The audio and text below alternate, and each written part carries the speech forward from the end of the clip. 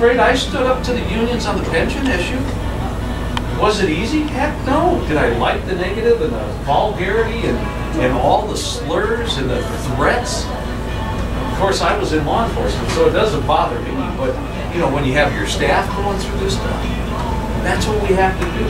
Quit talking about it. Let's get something done. Unless you get the House and 60 members of the Senate and the White House, there's no chance of any of the above. Well, you know what? I wouldn't be here if I didn't think I was going to win. And you have to have people with the attitude that we are going to win. I know I will. I know I can. And I'll do what I say. You know, I ran in the Senate, said I was going to cut state budget. Well, I had $1 billion of my state budget. I cut it 11%. I could have done 50, but I cut it 11%. That 13 out of 21 reforms that are changing the way this state. I mean, look, we walked in with a $5.2 billion deficit. Now we have a $1.2 billion surplus. Why? Because we closed the checkbook. Why? Because we had some reforms that we passed, and the economy just kind of held decent. And if we can continue that in this state and get the right people elected in this state, we're going to be on a good road. That's what we have to have happen in Washington. And that's why you have to have that principled candidate with a backbone. I want to be here forever. Now, this is not a career for me. I've had my career. This is my payback. This is what I believe at this time of my life that I'm supposed to do. This is an awful tough battle unless we win the schools back. Every day there's propaganda in all this K through 12. Unless we win those schools back somehow and get these unions under control, then it's going to take 5, 10, 20 years to get a better education out here that understands what the hell we're talking about. The translate the same as swim. So the schools, first and foremost, we need to win those schools back from the people that are in charge of them. I don't disagree. In charge of them. Otherwise, it's going to be very difficult. I have a question regarding the payroll tax holiday. There's a fair number of people in here, including me, that are on Social Security. That's right. That payroll tax is not a tax. It's a contribution to your retirement. So how in the world, we've just taken $100 billion plus out of that with the help of Boehner and others. Yeah. How in the world do we ever get that money back into Social Security? You know, we talk about cuts and getting back realistically. That is one of the stupidest things I've seen the Republicans do in Washington, D.C. was to get in on that issue, knowing that it's very difficult to come out here and talk to populace about that, because it's so easy to say, well, you get another $20 a week or $40 a month, or whatever it is, for those folks that presently have jobs. But there's a lot of old folks that are looking at that, saying, what in the world are they doing? Or, you know what, they're not saying that, because I don't know that, they know it's happening. They don't realize what scam has just been pulled on. It's not a tax, it's contributions to retirement. And that's just nonsense. And you know what? I agree with you on that. It was there. They here again, they were fighting the battle of, oh my gosh, if you don't pass this, there's $1,000 of taxes that are going up. And you're right, they didn't tell the story. Nobody told the story in that same program, but if you buy a house now, a $200,000 house, there's a fee. And that fee over the course of 30 years is going to be $10,000. Now in that bill, they were telling people that signed on to it that $10,000 was going to pay back Social Security. But when you look at it, it's not.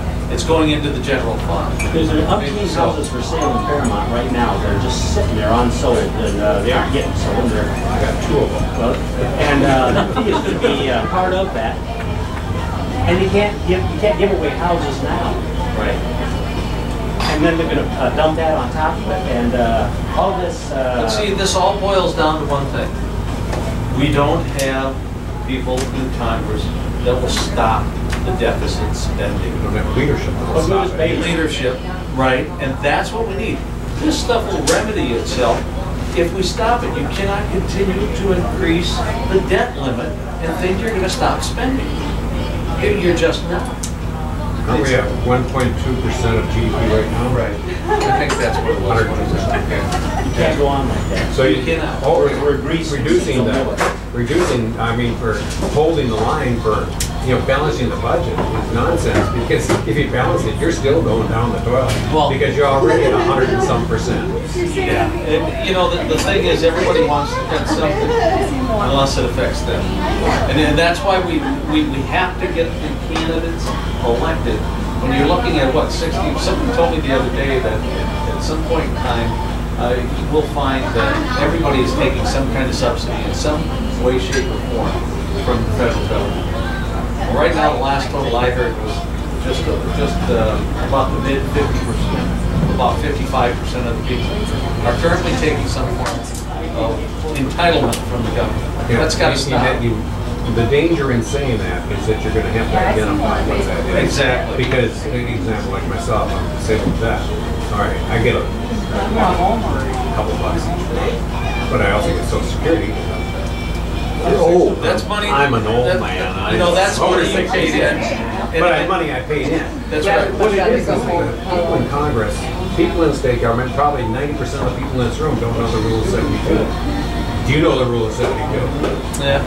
Now, most people don't know what that means. What is it? Explain it to The them. Rule of 72, you take whatever interest rate you're getting, you divide it into 72, and that tells you how many years it's going to take to pay it back, or to break even, or to make profits on it. And they're not teaching this to any of the kids. Most people don't even know what it means. And basically what it means is that they're taking this $40 out, and under the Rule of 72, it's gonna hurt you, man. That number is gonna be so huge down the road. And you were saying $10,000. I doubt it's gonna be that small. I think it's actually gonna cost you way beyond that. Way beyond that. Because they don't teach anything. Well, and here, it all boils back to, do you want to continue on with a congressman that has shown that he's voting against agriculture by not voting for the federal trade agreement, or free trade agreement? Do you want a congressman that continually sides with the EPA? Do you want a congressman that is just not voting the way we, the people, believe we want to be represented? That's the key. And that's the starting point. And that starting point is to get friends and neighbors and groundswell started, and the donations that it takes to run a very conservative but aggressive campaign, and to get that right person elected. That's what it starts. That's where it starts.